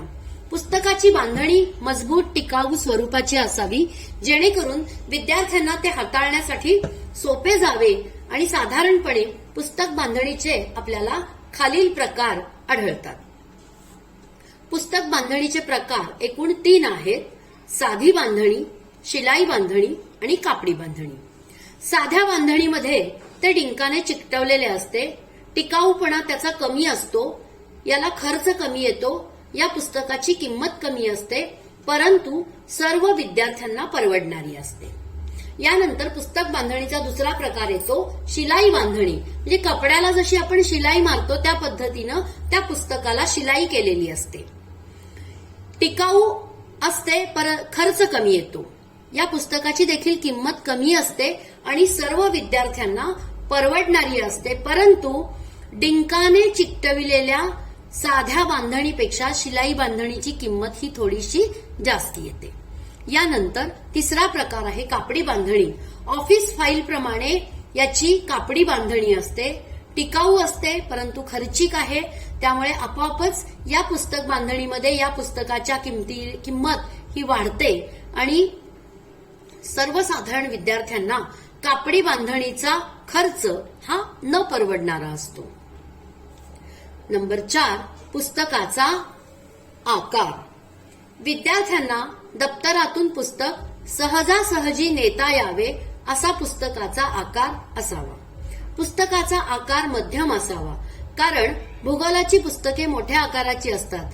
ती दप्तरामध्ये नीट बसत नाहीत, लवकर फाटतात, त्यामुळे पुस्तकाचा आकार मध्यम असावा.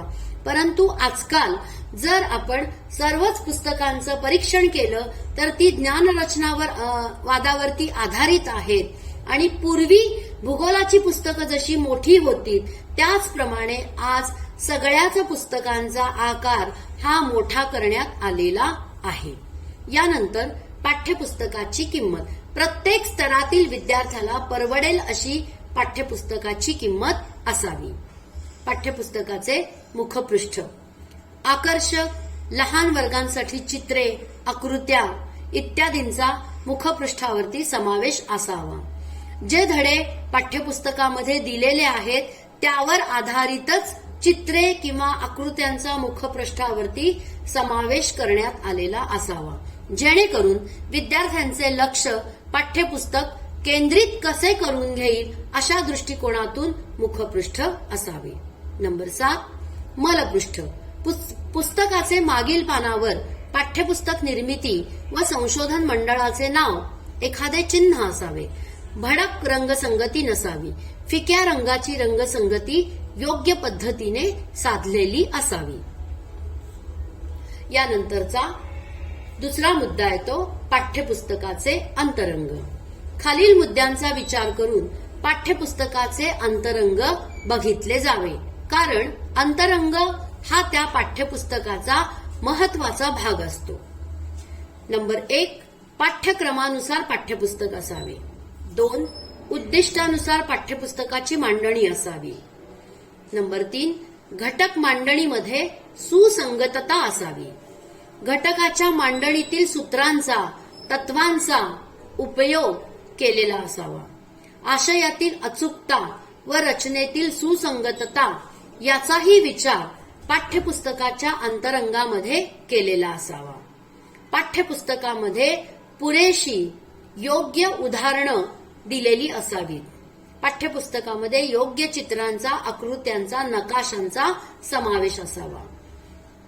पाठ्यपुस्तकातील धड्याच्या शेवटी स्वाध्याय दिलेले असावेत. हा धडा लिहित असताना जे संदर्भ घेतलेले असतील त्या संदर्भांचा देखील पाठ्यपुस्तकाच्या शेवटी उल्लेख केलेला असावा. पाठ्यपुस्तकातून जे ज्ञान देण्याचा प्रयत्न केलेला आहे त्या ज्ञानाचा दैनंदिन जीवनाशी समवाय विद्यार्थ्याला साधता यावा अशा दृष्टिकोनातून पाठ्यपुस्तकाचं अंतरंग असावं. पाठ्यपुस्तकाची भाषा ही साधी आणि सोपी असावी. पाठ्यपुस्तकामध्ये छोट्या छोट्या प्रयोगांचा समावेश केलेला असावा.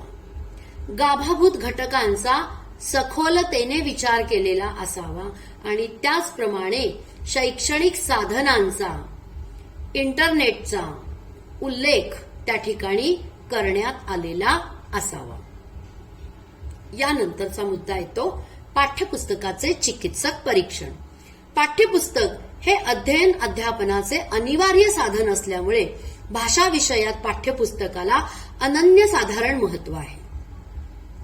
पाठ्यपुस्तक हातात पडल्याबरोबर विद्यार्थ्यांचे लक्ष त्याच्या बहिरंगाकडे प्रथम जाते, पण त्याचबरोबर अंतरंगही तेवढेच आकर्षक असते, महत्वाचे असते. वेचांची निवड, वेचांचे संपादन, वेचांचा परिचय, शब्दार्थ, संदर्भ, टिपा, प्रश्न, स्वाध्याय, उपक्रम, भाषाभ्यास, शुद्ध लेखन, वाचन, लेखन, व्याकरण, पाठ्यपुस्तकातील लेखन क्षमता या सर्वच गोष्टींचा त्याच्यामध्ये साकल्याने आणि बारकाईने विचार केलेला असावा, जेणेकरून आपल्याला पाठ्यपुस्तकाचे चिकित्सक परीक्षण योग्य पद्धतीनं करता येईल. आता या पाठ्यपुस्तकाचे उपयोग. नंबर 1, विषय मांडणी पद्धतशीर असल्याने अध्ययन अध्यापनास उपयुक्त असते. पाठ्यपुस्तकातून मूलभूत ज्ञान मिळण्यास उपयोग होतो. अभ्यासक्रमाची उद्दिष्टे, कार्यक्रम समजण्यास मदत होते.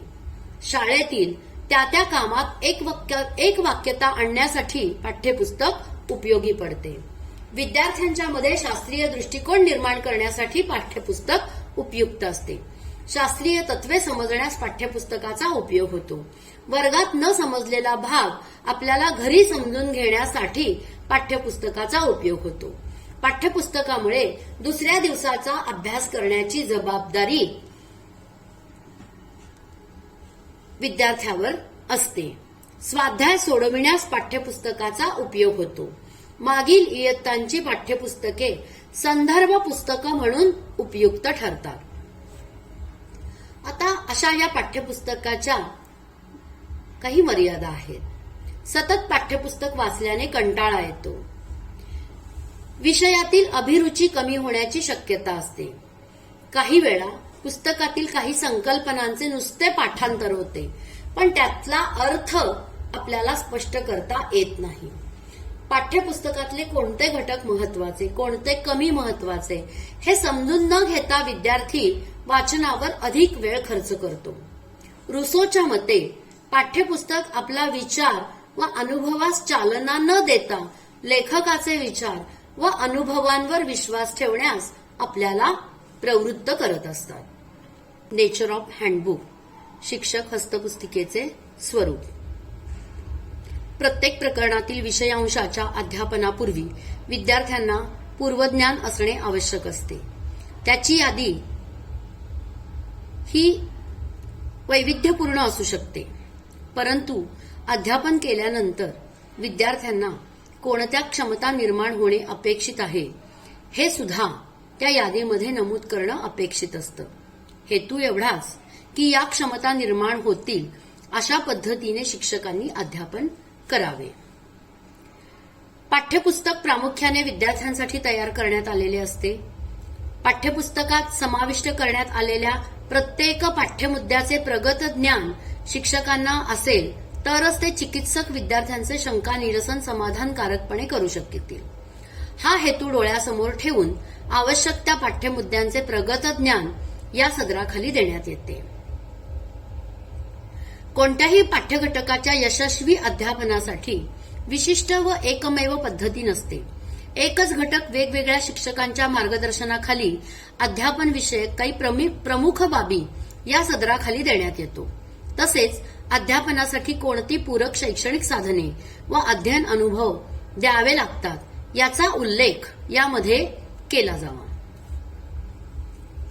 पाठ्यपुस्तकाला मर्यादा असतात, त्यामुळे विषयाची सविस्तर माहिती जास्त प्रमाणात आकृत्या, उदाहरणे इत्यादी पाठ्यपुस्तकात देणे शक्य नसते.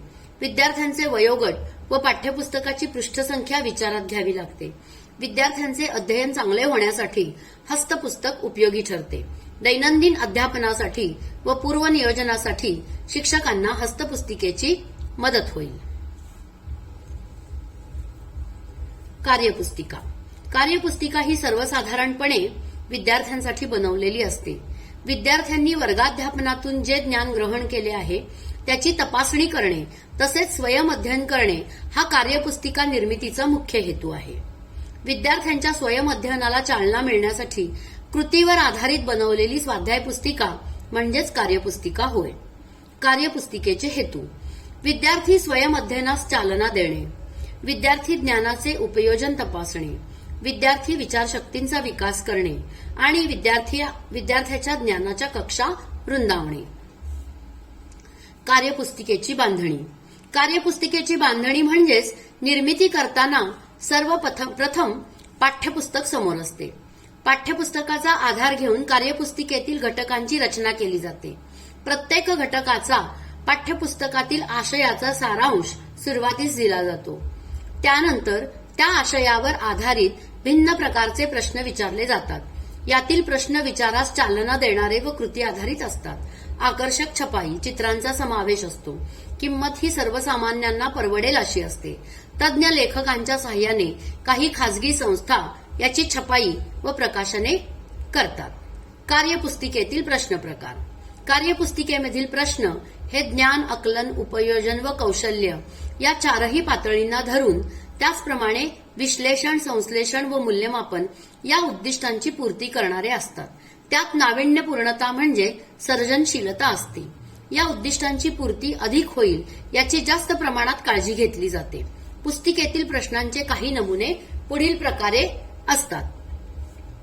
पुस्तिकेतील प्रश्नांचे प्रकार: रिकाम्या जागी योग्य शब्द लिहा, जोड्या जुळवा, सत्य की असत्य, पर्याय निवडा, गटात न बसणारा शब्द, तुम्ही काय कराल, डोके चालवा, वाक्य पूर्ण करा, काय होईल, असे का घडले, उपाय सुचवा, आकृती काढा, अपूर्ण आकृती पूर्ण करा, नोंदी घ्या, फरक शोधा अशा प्रकारचे प्रश्न हे कार्यपुस्तिकेमध्ये समाविष्ट केलेले असतात.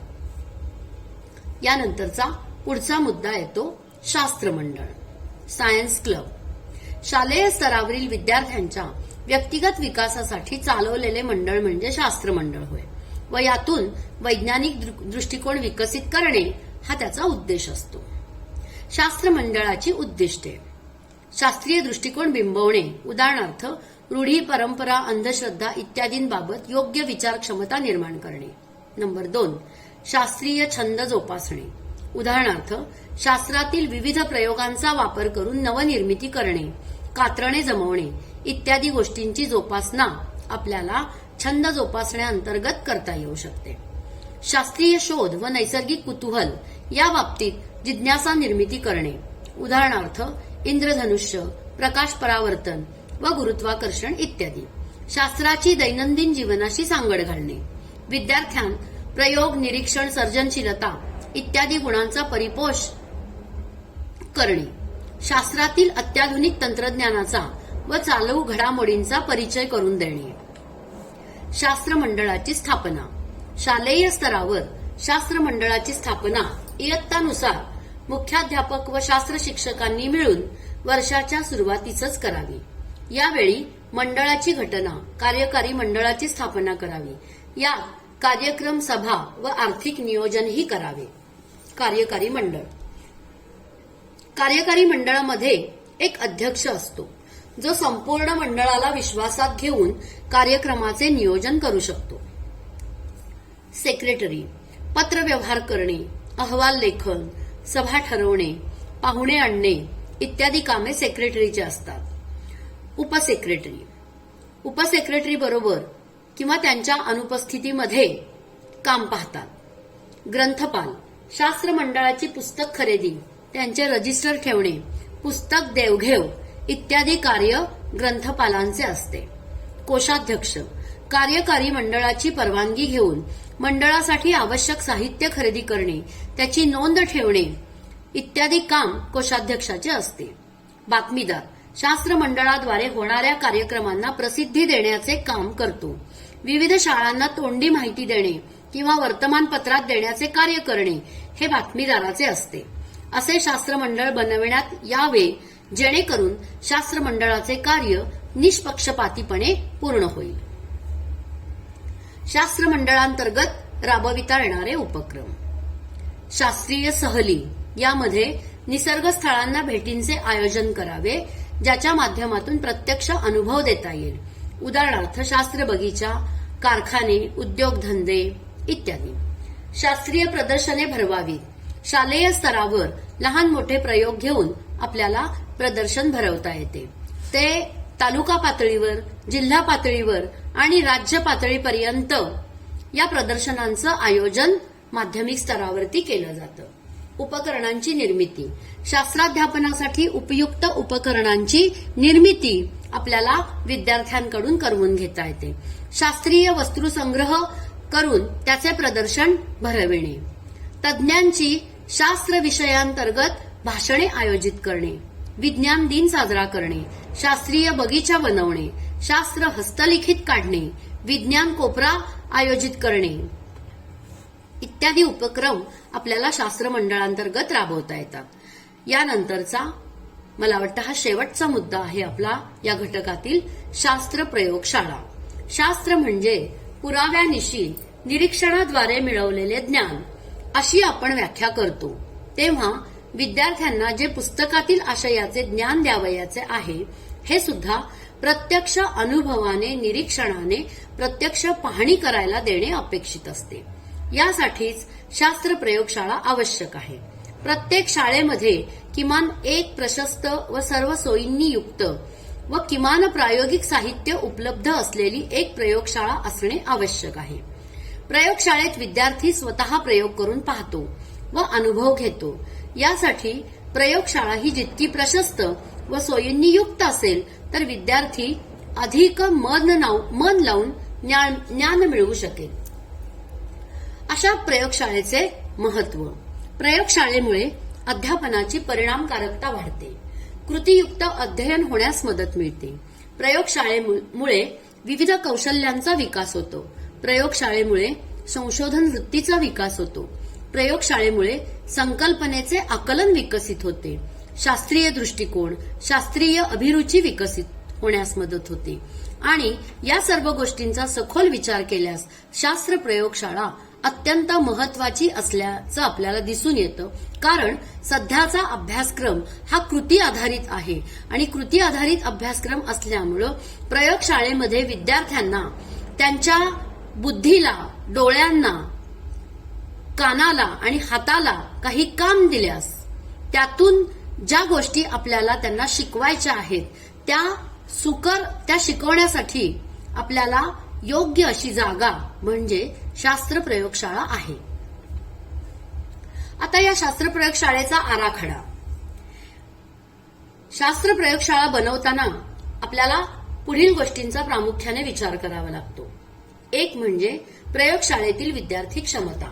जर शाळेमध्ये जागा उपलब्ध असेल तर किमान 50 विद्यार्थी बसतील व 50 विद्यार्थी प्रयोग करू शकतील अशी प्रयोगशाळा असावी. यासाठी 15 मीटर बाय 10 मीटर इतकी प्रयोगशाळेची खोली असावी.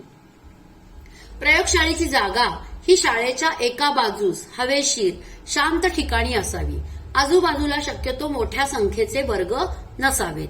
प्रयोगशाळेची इमारत ही उंच व लांब रुंद असावी. इमारतीला दारे, खिडक्या व कपाटे असावीत. वायुविजनाची सोय असावी. प्रवेशद्वार व बाहेर निघण्याचे द्वार स्वतंत्र असावे. फलकाची सोय असावी. स्टूल आणि टेबल असावेत. महत्वाची रसायने काचेच्या कपाटात ठेवलेली असावीत. साहित्याची योग्य मांडणी केलेली असावी. आदर्श प्रयोगशाळा असावी आणि आदर्श प्रयोगशाळेचा आराखडा डॉक्टर R.H. व्हाईट हाऊस यांनी दिलेला आहे. तो पुढील प्रमाणे मांडण्यात आलेला आहे.